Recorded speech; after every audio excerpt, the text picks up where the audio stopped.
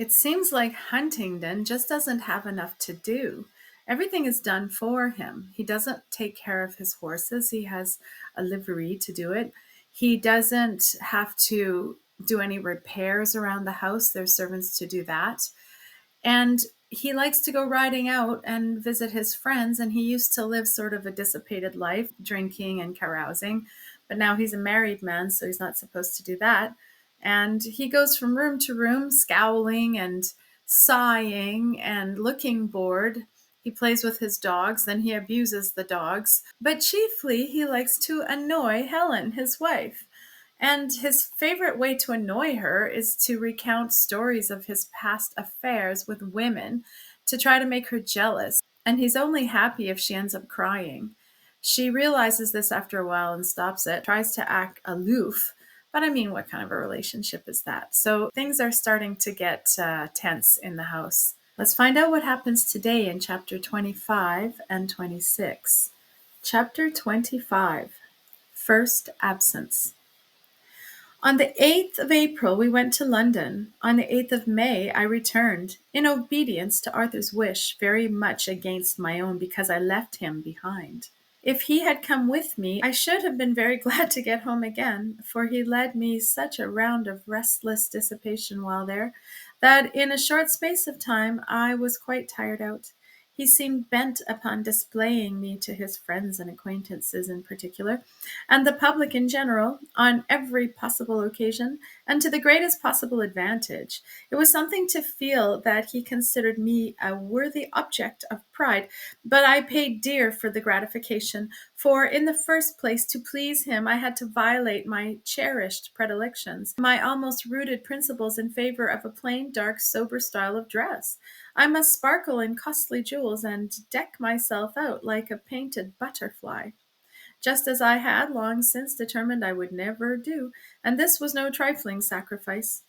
In the second place, I was continually straining to satisfy his sanguine expectations, and to do honor to his choice by my general conduct and deportment, and fearing to disappoint him by some awkward misdemeanor, or some trait of inexperienced ignorance about the customs of society, especially when I acted the part of hostess, which I was not unfrequently called upon to do. And in the third place, as I intimated before, I was wearied of the throng and bustle, the restless hurry and ceaseless change of a life so alien to all my previous habits.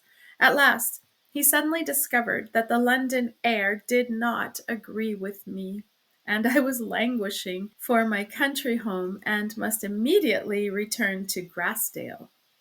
I laughingly assured him that the case was not so urgent as he appeared to think it, but I was quite willing to go home if he was. He replied that he should be obliged to remain a week or two longer, as he had business that required his presence. Then I will stay with you, said I. But I can't do with you, Helen, was his answer. As long as you stay, I shall attend to you and neglect my business. But I won't let you, I returned.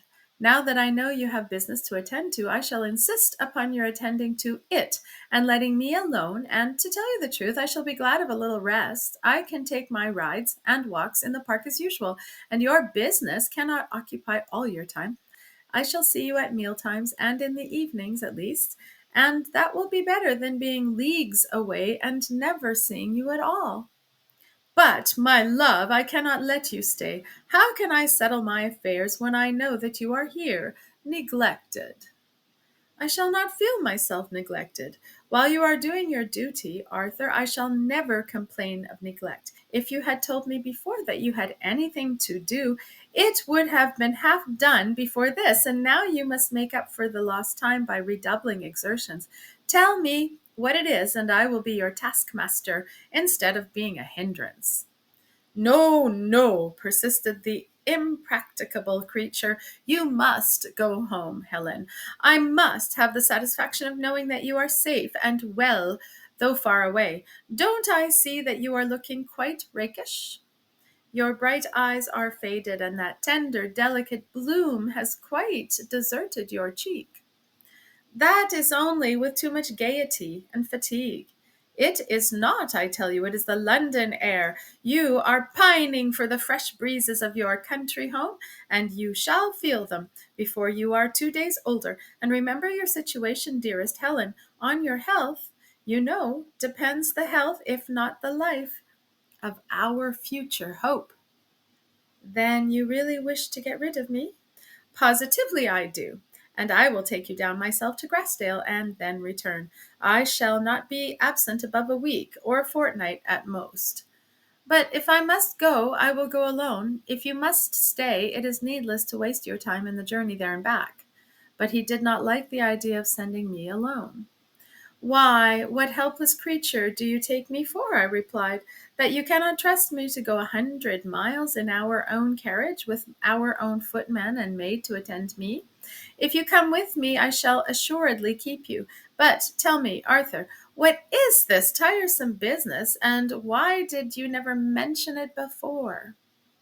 It is only a little business with my lawyer, said he, and he told me something about a piece of property he wanted to sell in order to pay off a part of the encumbrances on his estate.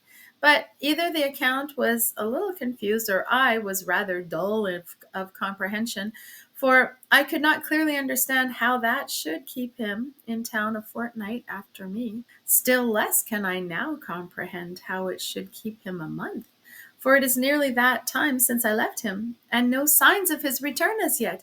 In every letter he promises to be with me in a few days, and every time deceives me, or deceives himself. His excuses are vague and insufficient. I cannot doubt that he has got among his former companions again. Oh, why did I leave him?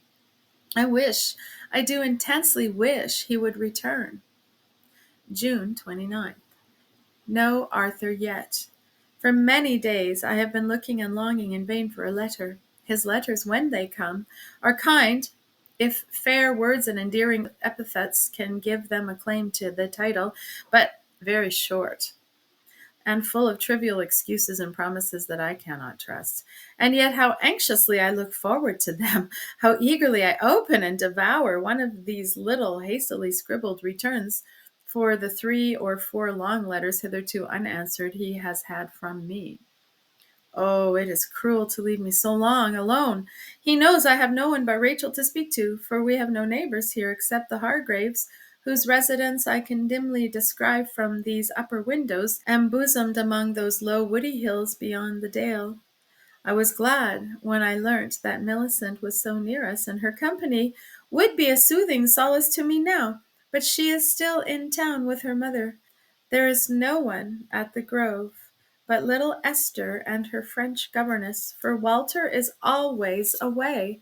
I saw that paragon of manly perfections in London. He seemed scarcely to merit the eulogiums of his mother and sister, though he certainly appeared more conversable and agreeable than Lord Lowborough, more candid and high-minded than Mr. Grimsby, and more polished and gentlemanly than Mr. Hattersly, Arthur's only other friend whom he judged fit to introduce to me.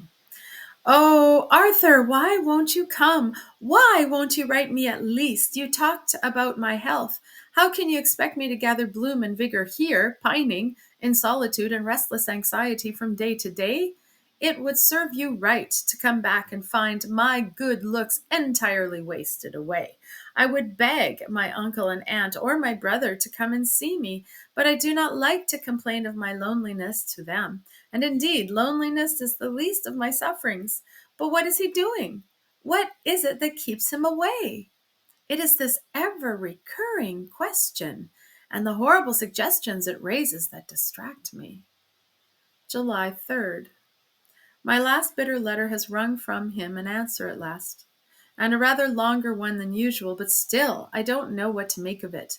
He playfully abuses me for the gall and vinegar of my latest effusion, tells me I have no conception of the multitudinous engagements that keep him away, but avers that, in spite of them all, he will assuredly be with me before the close of next week, though it is impossible for a man so circumstanced as he is to fix the precise day of his return. Meanwhile, he exhorts me to the exercise of patience, that first of woman's virtues, and desires me to remember the saying, Absence makes the heart grow fonder, and comfort myself with the assurance that the longer he stays away, the better he shall love me when he returns.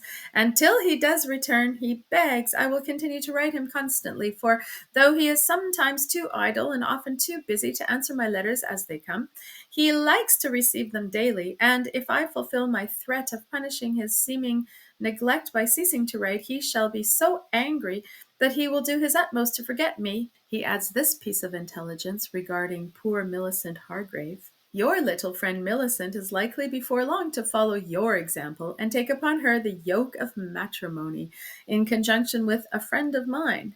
Hattersly, you know, has not yet fulfilled his direful threat of throwing his precious person away on the first old maid that chose to evince a tenderness for him, but he still preserves a resolute determination to see himself a married man before the year is out. Only, said he to me, I must have somebody that will let me have my own way in everything. Not like your wife, Huntingdon. She is a charming creature, but she looks as if she had a will of her own and could play the vixen upon occasion. I thought you were right there, man, but I didn't say so. I must have some good quiet soul that will let me do just what I like and go where I like, keep at home or stay away without a word of reproach or complaint, for I can't do with being bothered. Well, said I know somebody that will suit you to a T if you don't care for money, and that's Hargrave's sister, Milicent. He desired to be introduced forthwith, for he said he had plenty of the needful himself, or should have, when his old governor chose to quit the stage. So you see, Helen, I have managed pretty well, both for your friend and mine. Poor Millicent! But I cannot imagine she will ever be led to accept such a suitor, one so repugnant to all her ideas of a man to be honored and loved. Fifth, alas, I was mistaken. I have got a long letter from her this morning telling me she is already engaged and expects to be married before the close of the month.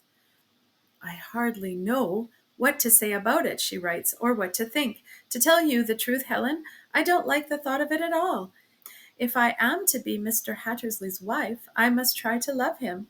And I do try with all my might, but I have made very little progress yet, and the worst symptom of the case is that the further he is from me, the better I like him.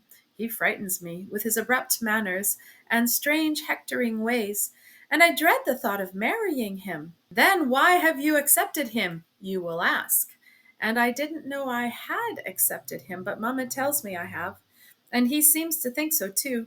I certainly didn't mean to do so, but I did not like to give him a flat refusal, for fear Mamma should be grieved and angry, for I knew she wished me to marry him, and I wanted to talk to her first about it, so I gave him what I thought was an evasive, half negative answer. But she says it was as good as an acceptance, and he would think me very capricious if I were to attempt to draw back. And indeed, I was so confused and frightened at the moment, I can hardly tell you what I said. And next time I saw him, he accosted me in all confidence as his affianced bride, and immediately began to settle matters with Mamma. I had not courage to contradict them then, and how can I do it now? I cannot.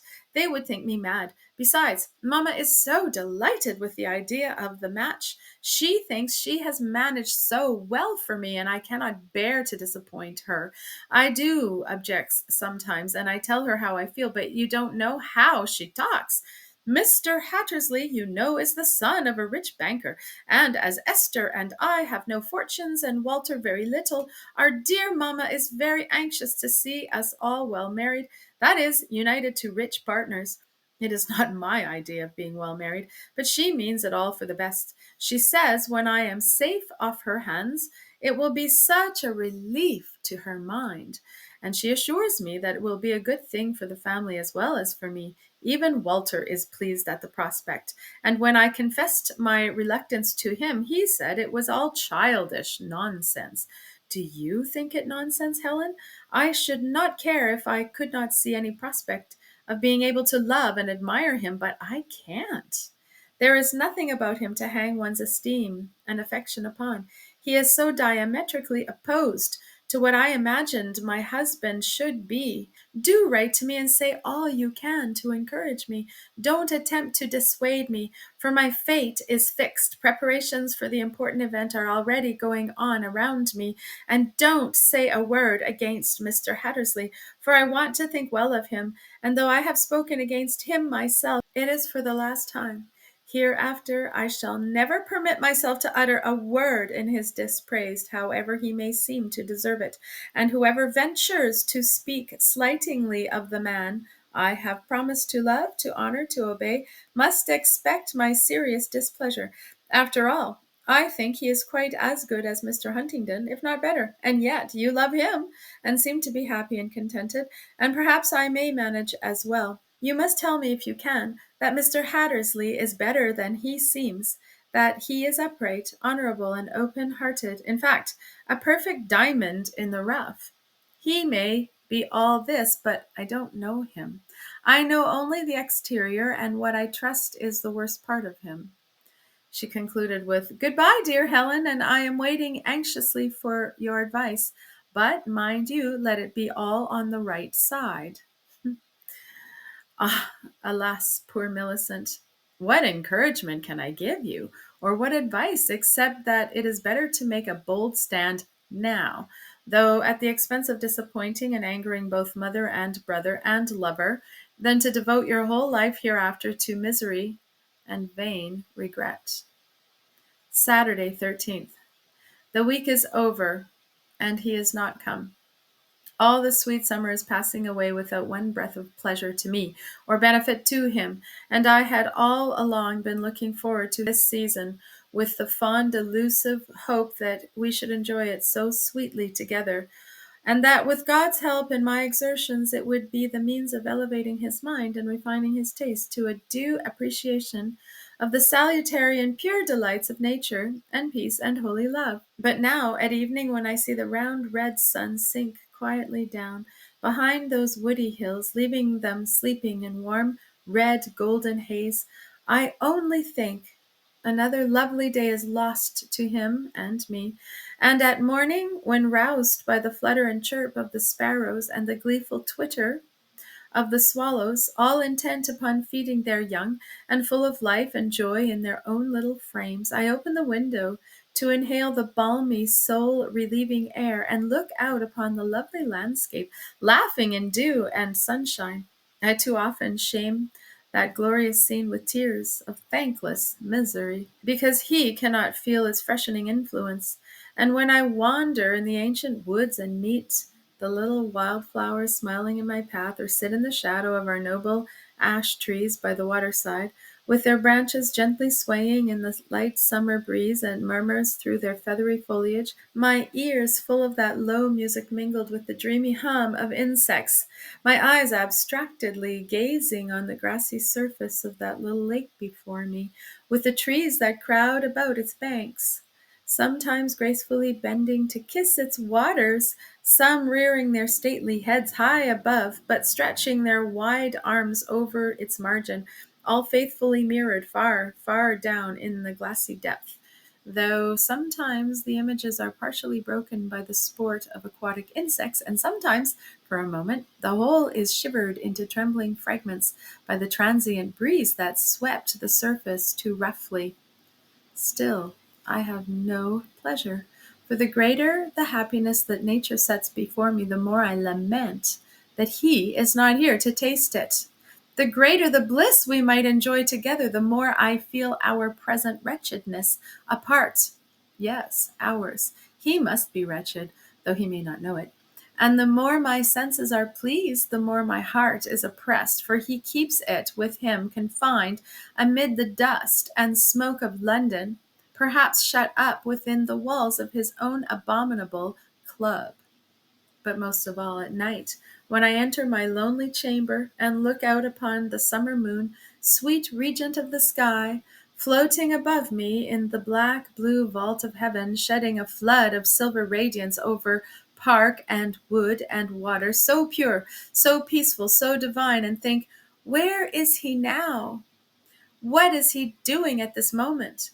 wholly unconscious of this heavenly scene, perhaps reveling with his boon companions, perhaps, God help me, it is too much. 23rd. Thank heaven, he is come at last. But how altered, flushed and feverish, listless and languid, his beauty strangely diminished, his vigor and vivacity quite departed. I have not upbraided him by word or look. I have not even asked him what he has been doing. I have not the heart to do it, for I think he is ashamed of himself. He must be so indeed, and such inquiries could not fail to be painful to both. My forbearance pleases him, touches him even, I am inclined to think. He says he's glad to be home again, and God knows how glad I am to get him back, even as he is. He lies on the sofa nearly all day long, and I play and sing for him for hours together.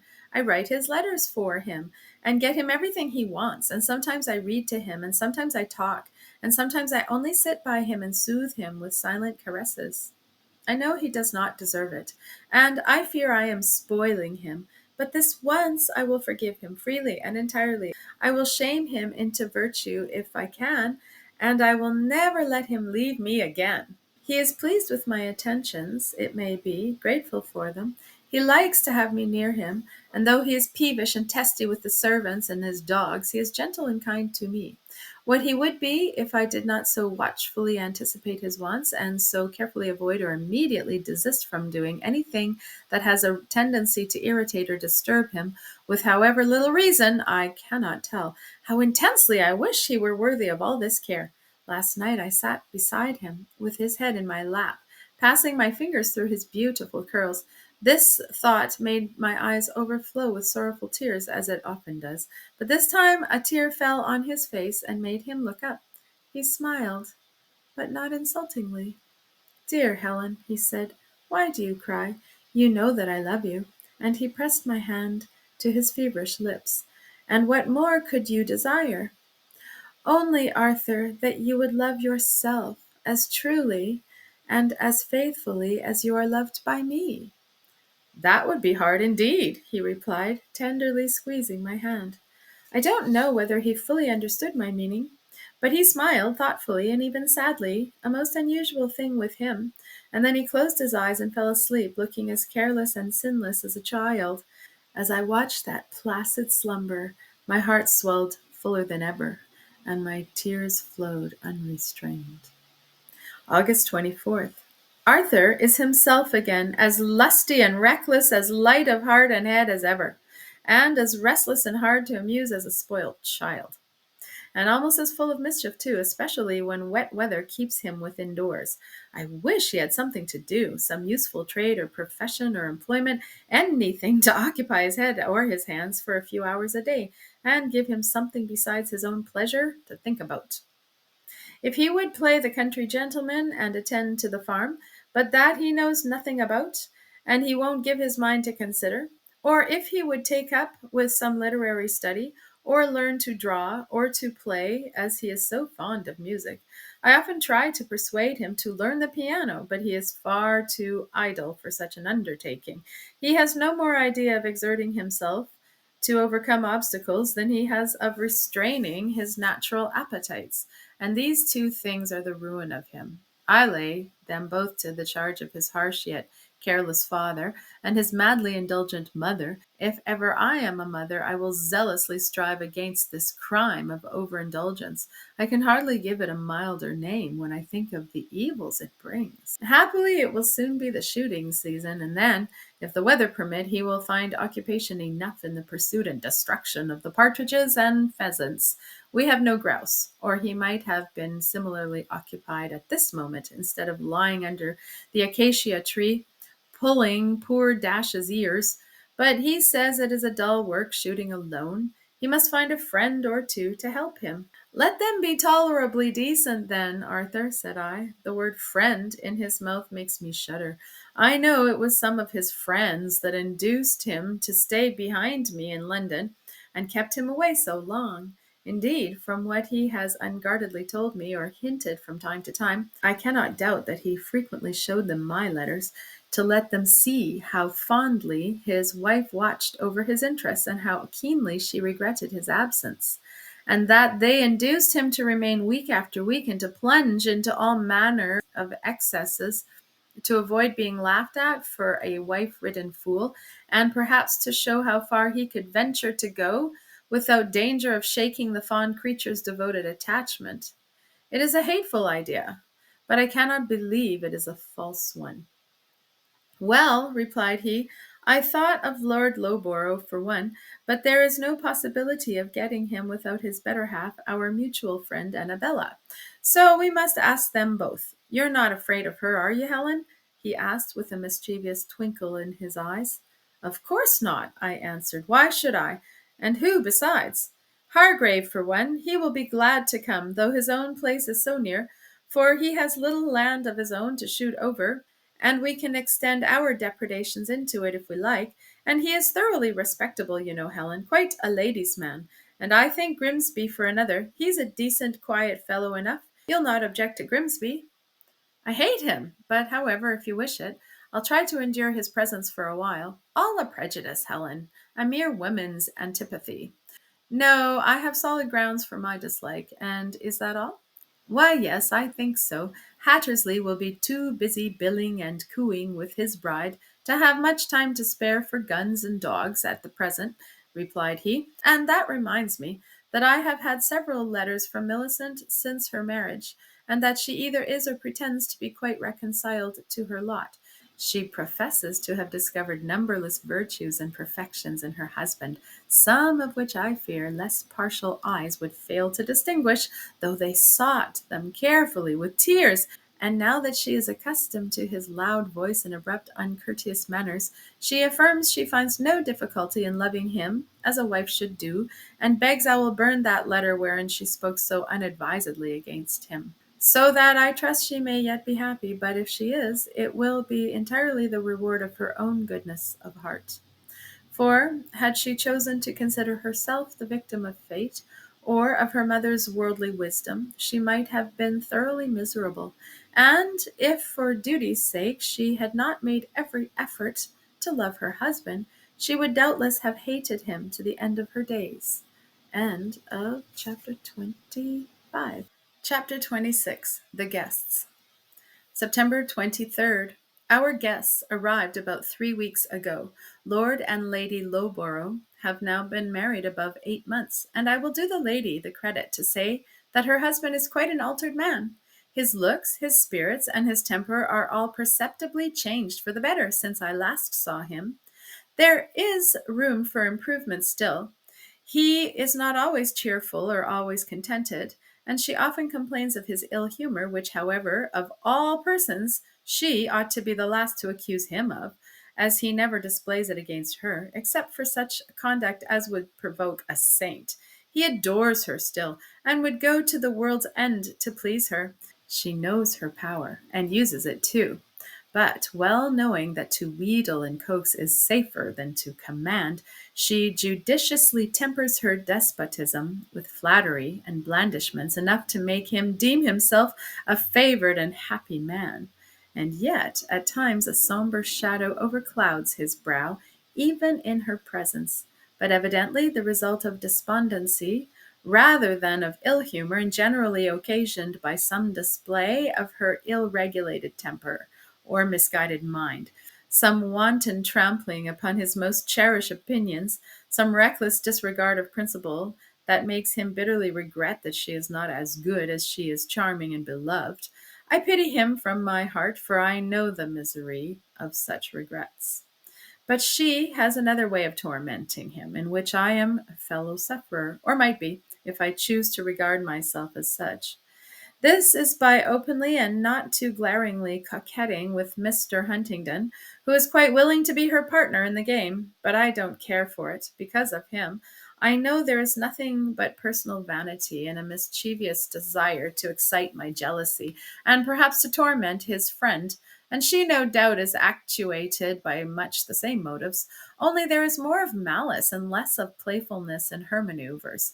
It is obviously therefore my interest to disappoint them both, as far as I am concerned, by preserving a cheerful, undisturbed serenity throughout, and accordingly I endeavor to show the fullest confidence in my husband and the greatest indifference to the arts of my attractive guest.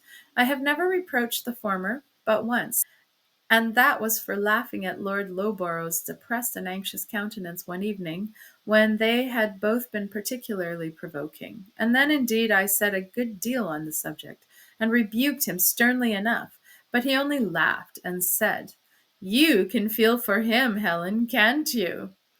"I can feel for anyone that is unjustly treated," I replied, "and I can feel for those that injure them too."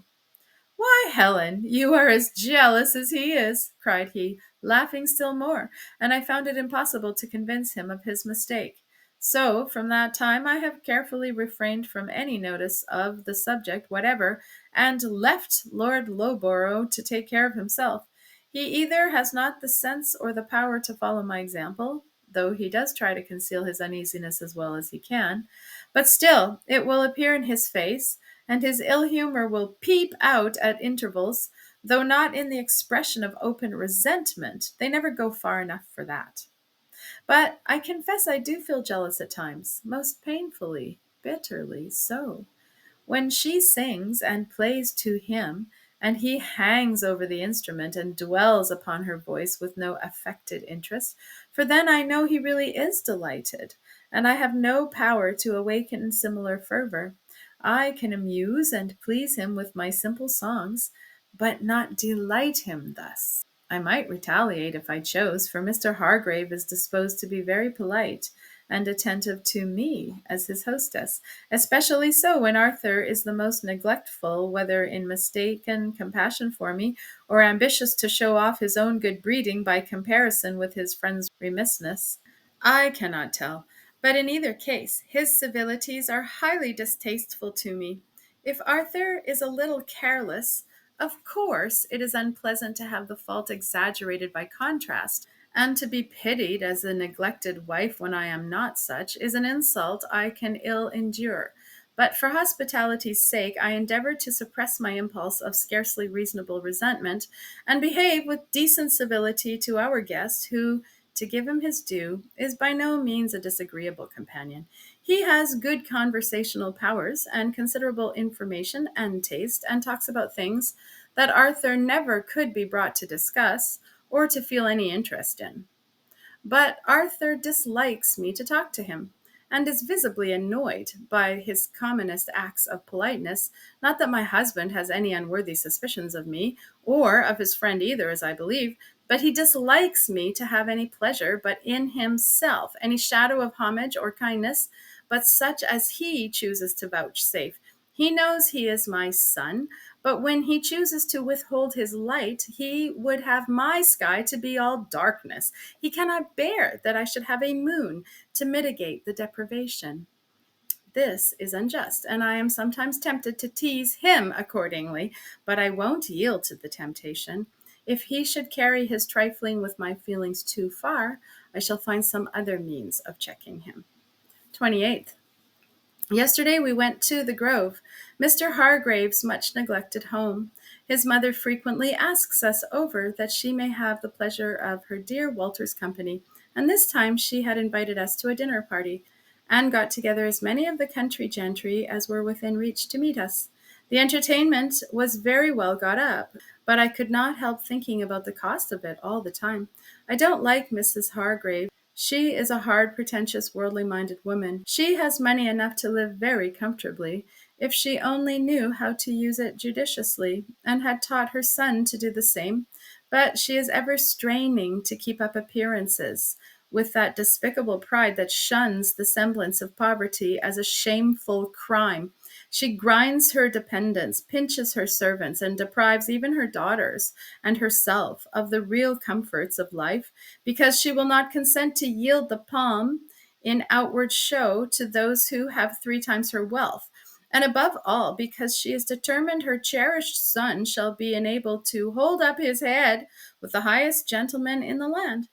This same son, I imagine, is a man of expensive habits, no reckless spendthrift, and no abandoned sensualist, but one who likes to have everything handsome about him, and to go a certain length in youthful indulgences, not so much to gratify his own tastes as to maintain his reputation as a man of fashion in the world, and a respectable fellow among his own lawless companions, while he is too selfish to consider how many comforts might be obtained for his fond mother and sisters with the money he thus wastes upon himself.